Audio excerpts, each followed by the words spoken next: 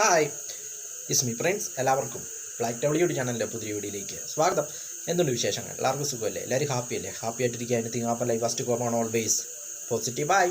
അപ്പോൾ നമ്മളിന്ന് നോക്കുന്നത് വാട്ട് ഈസ് ഇ ഡി, എന്താണ് ഇ ഡി, എന്താണ് എൻഫോഴ്സ്മെൻറ്റ് ഡയറക്ടറേറ്റ്.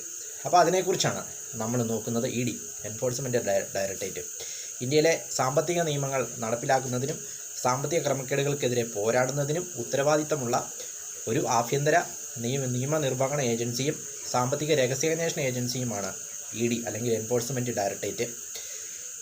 ഇത് രാജ്യത്തിൻ്റെ സാമ്പത്തിക അഴിമതിക്കെതിരെ, അതായത് കള്ളപ്പണം വെളുപ്പിക്കൽ, അതോടൊപ്പം വിദേശ നാണയ ലംഘനം, അതോടൊപ്പം അഴിമതി തുടങ്ങിയ കാര്യങ്ങൾക്കെതിരെ പോരാടുവാൻ തുടങ്ങിയ കാര്യങ്ങൾക്ക് അന്വേഷിക്കുവാനുള്ളൊരു രഹസ്യാന്വേഷണ ഏജൻസിയാണ് ഇത് ഇ ഡി എന്നത്, എൻഫോഴ്സ്മെൻറ്റ് ഡയറക്ടറേറ്റ് എന്നത്. മാക്സിമം അഴിമതി തടയുക എന്ന ഉദ്ദേശത്തോടു കൂടിയാണ് ഇത് ആരംഭിച്ചത്. ഇതിൻ്റെ ആസ്ഥാനം എന്ന് പറയുന്നത് ന്യൂഡൽഹിയാണ്. ഇത് ആരംഭിച്ചത് 1956 മെയ് 1 ഇത് ആരംഭിച്ചത്. ഇതിൻ്റെ ആസ്ഥാനം ന്യൂഡൽഹിയാണ്. രാജ്യത്തെ അഴിമതി തടയുക എന്നതാണ് ഇതിൻ്റെ ലക്ഷ്യമെന്ന് പറയുന്നത്. ഇത് ആരംഭിച്ചത് 1947 1947 ഫോറിൻ എക്സ്ചേഞ്ച് റെഗുലേഷൻ ആക്ട് പ്രകാരമാണിത് രൂപീകരിച്ചത്. 1956 മെയ് 1.